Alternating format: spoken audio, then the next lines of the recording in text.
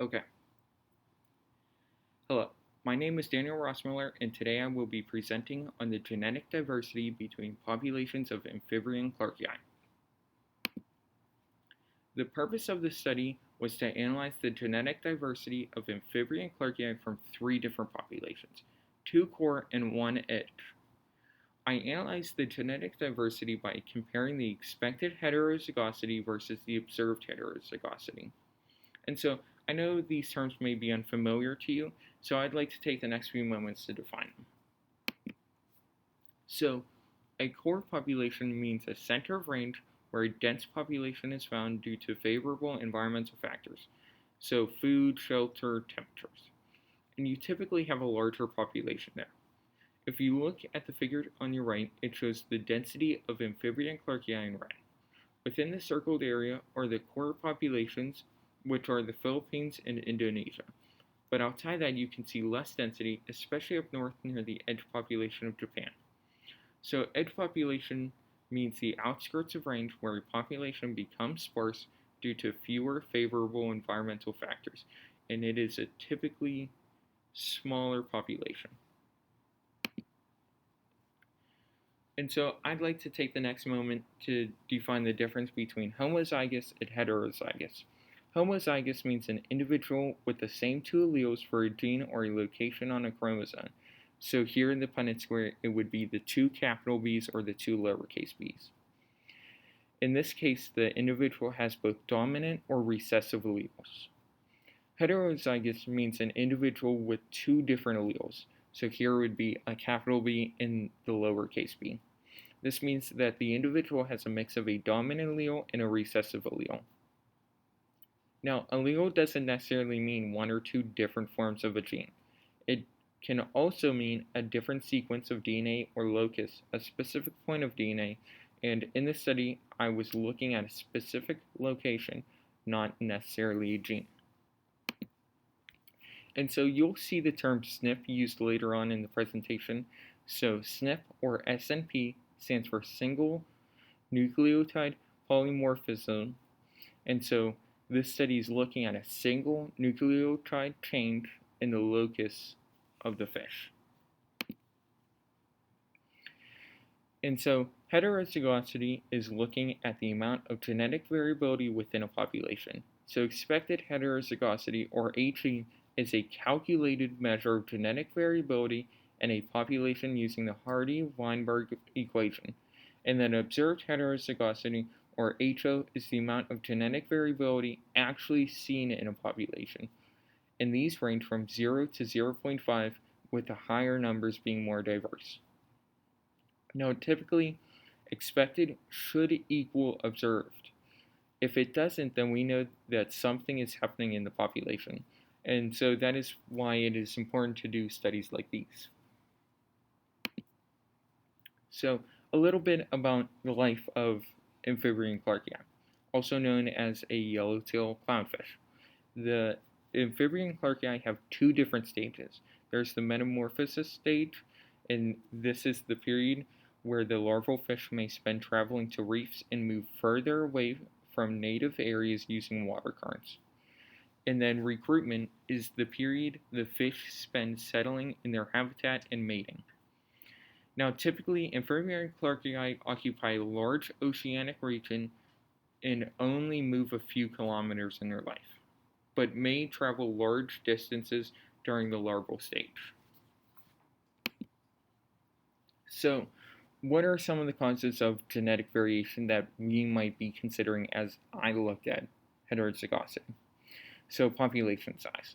Larger populations typically have higher amounts of genetic variation due to their larger gene pool, and smaller populations typically have lower amounts of genetic variation due to their smaller gene pools. Gene flow. Genetic variation is caused by gene flow through the movement of the larval fish during metamorphosis.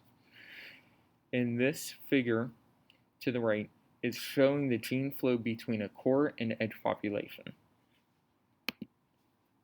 So my hypothesis was that the core populations of amphibian clarkii in the Philippines and Indonesia will have the most genetic diversity or the highest heterozygosity, and the edge population of amphibian clarkii in Japan will have the least genetic diversity or the lowest heterozygosity. So, the collection of fish or data involved gathering a total of 24 amphibian clarkii.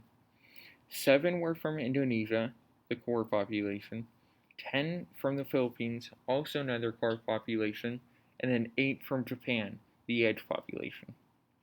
So Rutgers University then extracted and sequenced RNA from the heart tissue, and the 4,212 SNPs were analyzed in each fish. This took many months and was not in the scope of my research. So this is how the team got the fish. So typically the team scuba dived to get the fish. And just to reiterate, the catching and genetic processing took months. I just analyzed the data that Rutgers University gave me. And so once I got the data, I analyzed it through writing code in R, a statistical coding language, to calculate heterozygosity for the 4,212 SNPs. And the figure to the right is just an example of some of the code that I wrote. So these are the results: expected heterozygosity, observed heterozygosity, and the difference between them. So the core populations, the Philippines and Indonesia, have higher amounts of expected and observed heterozygosity, and the edge population from Japan has the least amount of expected and observed heterozygosity, just like how I predicted my hypotheses.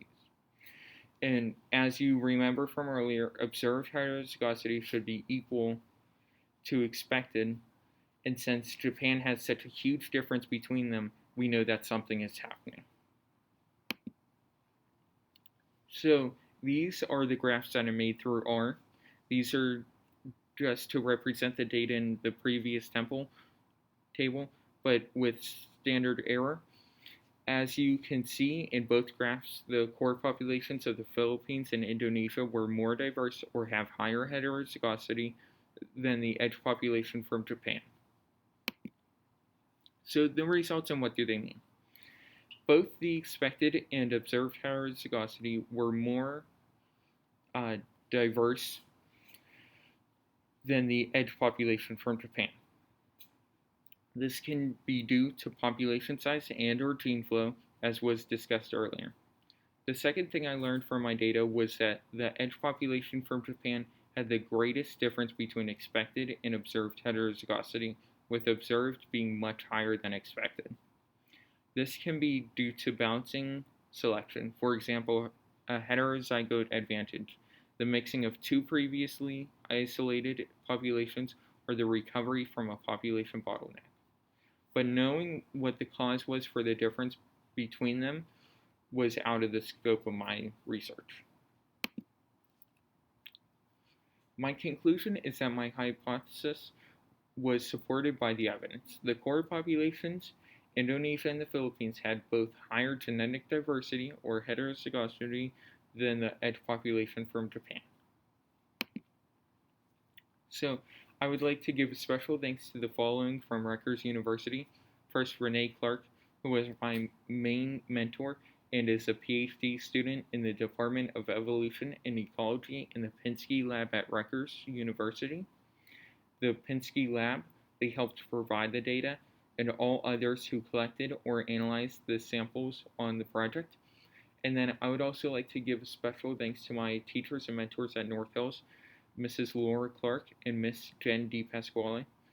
Thank you for listening to my presentation on the genetic diversity between populations of amphibian clarkii.